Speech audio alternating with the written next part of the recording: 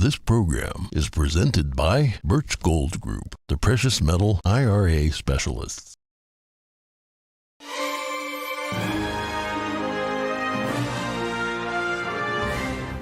Good morning. In today's headlines, a small plane found itself in big trouble after getting tangled up in power lines near Washington, D.C. The crash caused major power outages. Protests across China over extreme COVID-19 lockdown policies. We have the latest from Xinjiang to Beijing and Shanghai. Chevron gets the green light from the Biden administration to expand oil production in Venezuela. Critics are asking why not more oil production here at home. Clashes broke out over the weekend as police dismantled a migrant camp near the U.S.-Mexico border. Local officials say the move was aimed at preserving the migrants' security. And farmers in Colorado are keeping the environment in mind when farming their crops, and they have an unusual method of tilling their soil.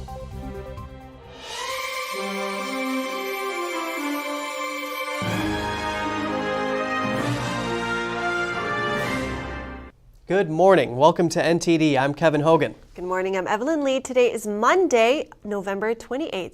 We're kicking off with some troubling news. 2 people trapped inside a plane that crashed into high-voltage power lines have been rescued. The crash near Washington, D.C. caused major power outages. Montgomery County officials say both patients were transported from the scene to local area trauma centers with serious injuries. The aircraft crashed at about 5:30 p.m. yesterday. It occurred in misty and wet conditions in Montgomery Village, Maryland. The small plane became caught up in live power lines about 100 feet off the ground. The first patient was brought down after midnight and the second about 10 minutes afterwards. Most power in the county has been restored. Crews were still working to remove the plane from the power lines. And now looking to the Far East, rare mass protests against COVID-19 lockdowns broke out in major cities across China over the weekend. Frustration over extreme lockdown measures has reached a boiling point for many Chinese citizens. NTD's Jeremy Sandberg has more on the weekend's demonstrations. No PCR tests, we want freedom. That's what these protesters in Beijing are chanting after having enough of the Chinese Communist Party's zero-COVID lockdown policies. The weekend demonstrations are the most widespread show of opposition to the regime in decades. Protests were kindled after at least 10 people died in an apartment fire in Xinjiang's capital, Urumqi. That's according to state-run media. The real number is unknown. Some say as many as 44 people died in the fire. First responders were unable to reach the blaze due to COVID-19 blockades and locks throughout the residential compound. The fire was left to burn for 3 hours. Angry residents demanded the citywide lockdown be lifted. Millions of people there have been forbidden to leave their homes for as long as 100 days. This man is telling police a 3-year-old that died in the fire had not had a proper meal in months and only been eating radishes. Video footage went viral on Chinese social media before internet censors could scrub news of the tragedy. Outrage sparked as more districts around China announced their own lockdowns in response to surging numbers of COVID-19 infections. Protests spread from the city in northwest China to the capital Beijing, all the way to Wuhan and Shanghai. 10 major cities have reported large-scale protests. Demonstrators are holding up blank sheets of white paper in a gesture that circumvents the country's strict censorship laws. One protester stated, "We don't need to write anything on it. It's a symbol of the revolution of the people." Others hold up sunflowers, a symbol used by a student movement in Taiwan. Gunshots were reported at the protest in Wuhan. Blockades were broken and fences pushed down. Author and China specialist Gordon Chang says while many are correlating the protests to 1989, a more apt comparison is 1949, when nationalists lost people's hearts. He says the CCP has now lost hearts across the country. Crowds gathered in Shanghai for a vigil at Urumqi Middle Road, a street named after Urumqi. A large group chanted "Down with the Chinese Communist Party, down with Xi Jinping." Police dragged people away, while others chanted "Free them." Dutch reporter Eva Ramelow called the scene incredible. She says in her 10 years of reporting in China, she's never seen anything like it. BBC journalist Ed Lawrence was taken to the ground by a group of policemen and detained. Onlookers demanded he be let go, chanting, "Release him, release him." Police beat and kicked the accredited journalist during the arrest. The BBC put out a statement saying Chinese authorities gave no official explanation or apology at the time. Officials claim he was arrested for his own good, to stop him from catching COVID from the crowd. BBC says they do not consider that a credible explanation. Chinese authorities later say he refused to show his foreign press card or leave the scene. The communist regime has relentlessly suppressed critical voices during the pandemic. Several citizen journalists and residents trying to document the toll in the early days of the CCP virus were jailed. Many Chinese citizens say they have had enough of the extreme lockdown measures and are willing to take collective actions to support their neighbors who test positive. Some experts believe the zero-COVID policy has been a way for the regime to establish total control over the population. Jeremy Sandberg, NTD News. The Chinese Communist Party is sticking with Xi's zero-COVID policy even as most of the world lifts restrictions. China's COVID case numbers have hit record highs for days, with nearly 40,000 new infections on Saturday. However, China's numbers are considered unreliable. Many cases have gone unreported since the pandemic started. Chevron on Saturday received a U.S. license allowing it to expand its production in Venezuela. The decision grants broader rights for the last major U.S. oil company still operating in the U.S.-sanctioned country. NTD's Daniel Monahan has the story. License terms are designed to prevent the state-run PDVSA oil company from receiving proceeds from Chevron's petroleum sales.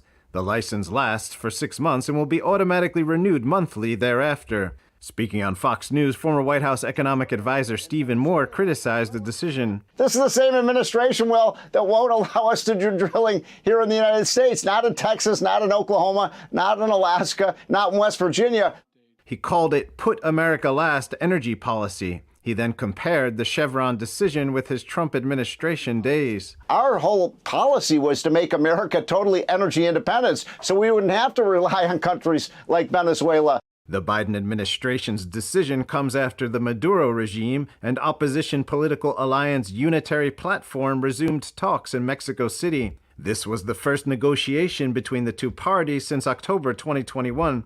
The two sides also announced progress, including a humanitarian agreement focused on education, health, food security, flood response, and electricity programs that will benefit the Venezuelan people. According to the newly issued license, Chevron can resume operations in the socialist country through its joint venture with Venezuela's state-run oil company, PDVSA. The oil produced by the joint venture can be sold to the United States if it's sold to Chevron first. Representative Thomas Tiffany of Wisconsin tweeted, "Why is Joe Biden so obsessed with killing oil and gas jobs in America and creating them in Venezuela?" The U.S. Treasury Department called the move an effort to provide sanctions relief. The goal is to alleviate the suffering of the Venezuelan people and support the restoration of democracy. Energy prices have been soaring since President Biden came to the White House. He tried to calm down the market before the November 8th midterm elections by releasing more than 200 million barrels of the nation's emergency oil reserves. That move drove the Strategic Petroleum Reserve down to its 1984 level. Maduro has gained new clout with the rise of leftist leaders in Latin America and a fractured opposition struggling from a lack of funds and with leaders exiled or imprisoned. Venezuela holds about 300 billion barrels of oil reserves, the world's largest. However, it has been unable to hit its production targets due to underinvestment, poor maintenance, lack of supplies, and U.S. sanctions. Daniel Monahan, NTD News. Clashes between police and migrants broke out yesterday as Mexican authorities dismantled a migrant camp near the U.S. border. According to officials, the camp was closed for security reasons. Here's NTD's Cost Temenes with the details. Tensions rose when riot police agents stepped into the camp set up by around 600 migrants in Ciudad Juarez, across the border from El Paso, Texas. Officers forced resisting migrants out, pulling tents away. Some tents caught fire during the operation, with police officers pushing them into the nearby river to douse the flames. There was fire. There were policemen clearing tents with children inside. A lot of officers were rude to us, although they're supposed to preserve people's security. The local government's human rights chief, Santiago Gonzalez, said the move was aimed primarily at preserving the migrants' security.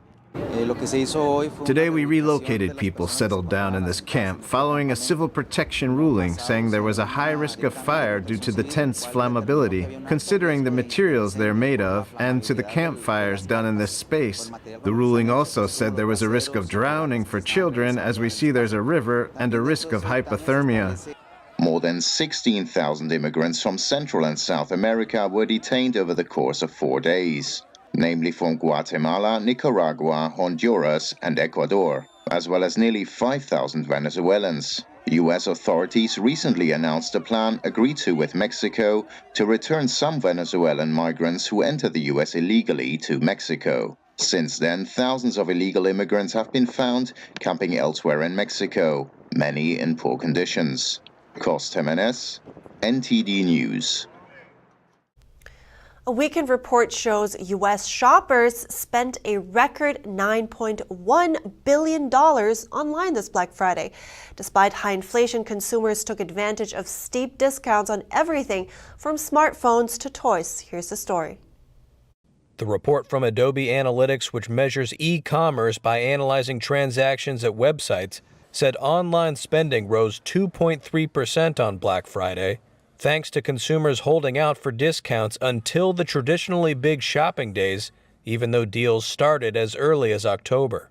Adobe Analytics had forecast Black Friday sales to rise a modest 1%. It expects Cyber Monday to be the season's biggest online shopping day again, driving an expected $11.2 billion in spending.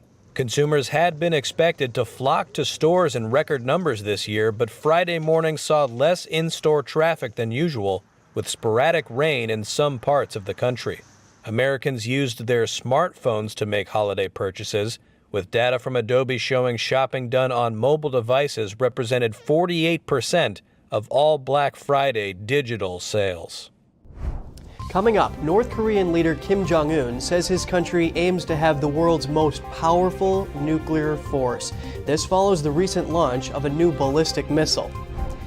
And tilling machinery can help a lot on the farm, but it can also cause some soil damage. A few farmers in Colorado may have a solution for us after the break.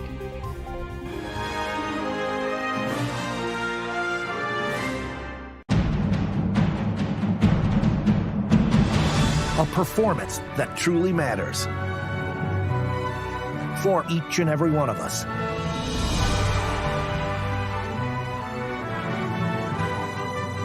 This is what you've been waiting for. See it at least once in your lifetime.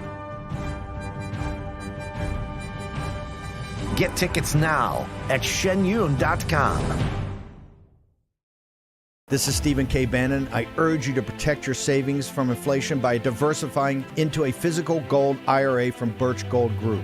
Simply text the word NTD to 989898 and you'll get a free info kit on gold IRAs explaining everything.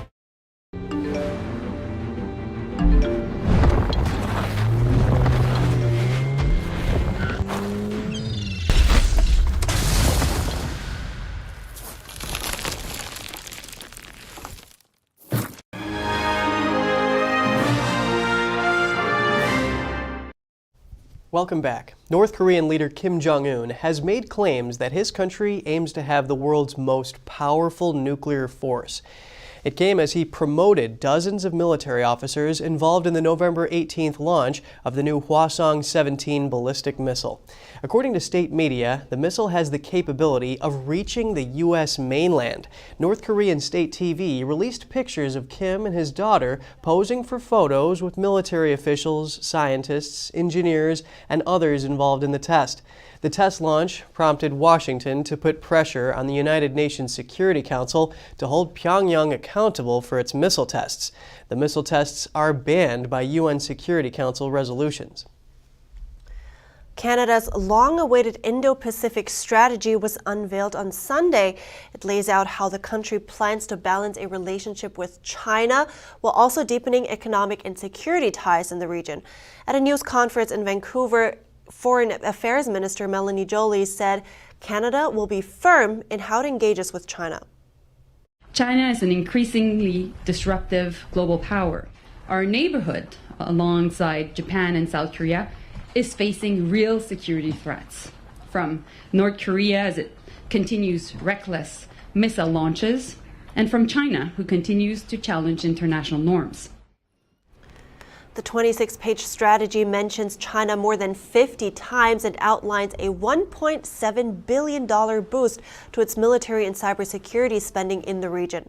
But the document said cooperation with the world's second biggest economy was necessary to address trade issues, global health, and nuclear expansion. China's industrial firms saw overall profits decline further in the January to October period. This as cities imposed lockdowns and other measures in response to COVID, dampening economic activity. Industrial profits fell 3% in the first 10 months of 2022 from a year earlier. Profits declined for 22 of China's 41 major industrial sectors.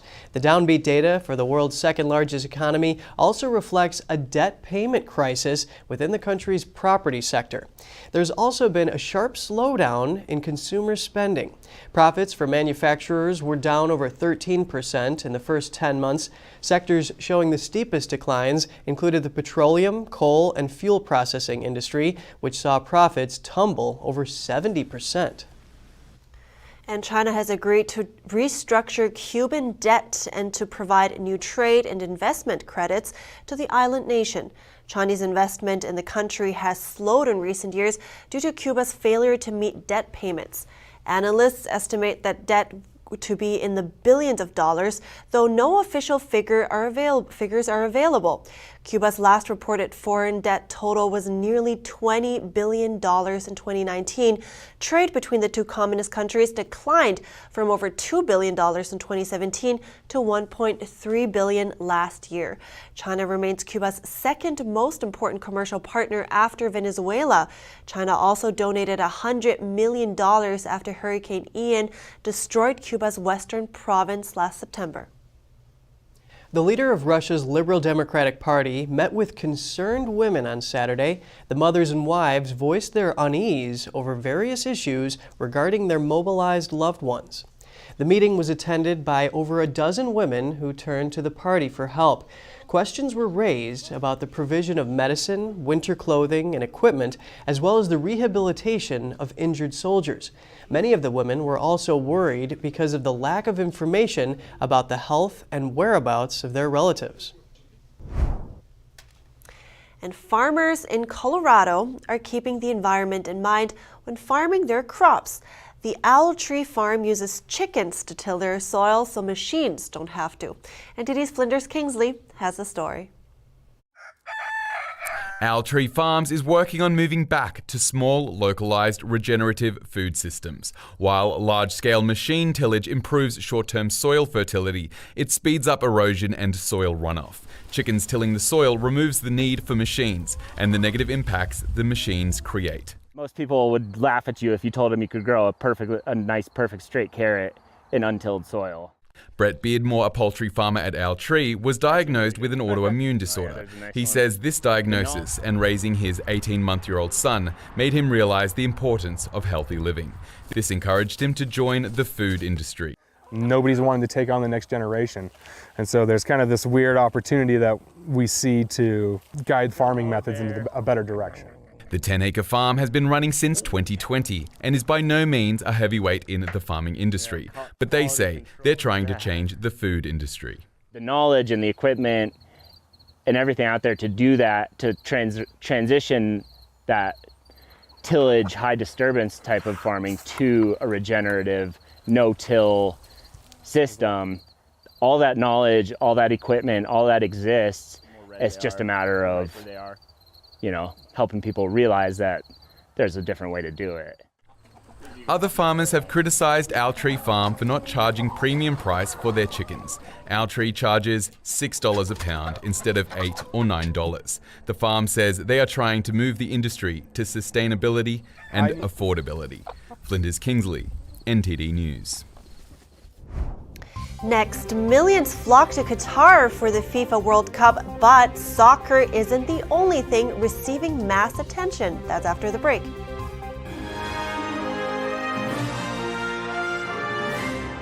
Hi, I'm Smokey Bear, and I made an assistant to help you out, because only you can prevent wildfires. Hey, Assistant Smokey Bear, call me Papa Bear, because I'm grilling up dinner. Do you get it? Yes, good job. So, what should I do with all these coals? Don't just toss them out. Put them in a metal container because those embers can start a wildfire. I understand. The stakes are high. Ha ha ha ha. See, Smokey thinks I'm funny. At The Nation Speaks, we don't just scratch the surface. We want to go wide and deep. Our viewers come away with a much richer understanding of the issues of the day. We really make a big effort to bring on different voices onto the show. We don't just talk to experts and newsmakers, which of course are extremely important, but we also want to hear from the American people. So the people who are impacted by the policies and issues that we're talking about, because what they have to say is just as important to the national conversation.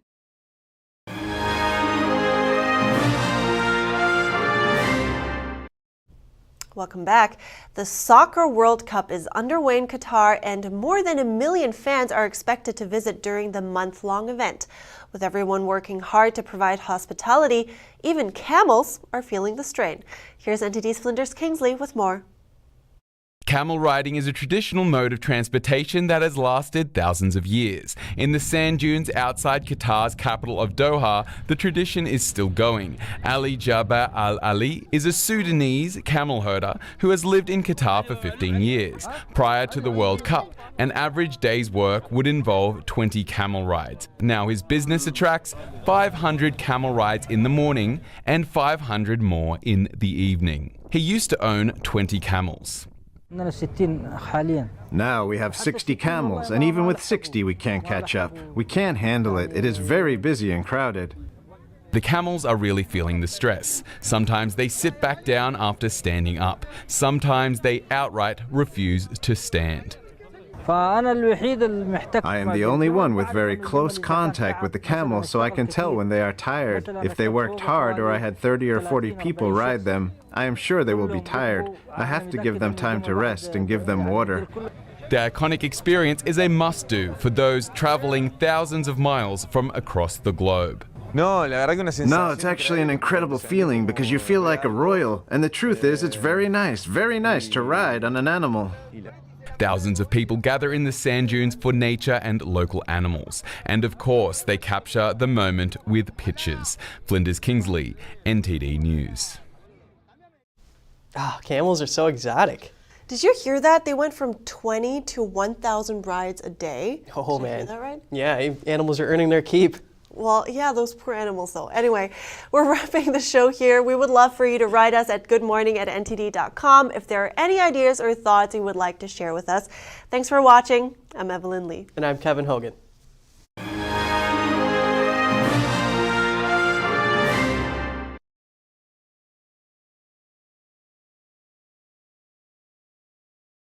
Thanks for watching us on YouTube. Did you know YouTube only keeps selective videos on its platform? So if you want to make sure you get the full picture, just subscribe to our newsletter. Go to newsletter.ntd.com and sign up. It's free.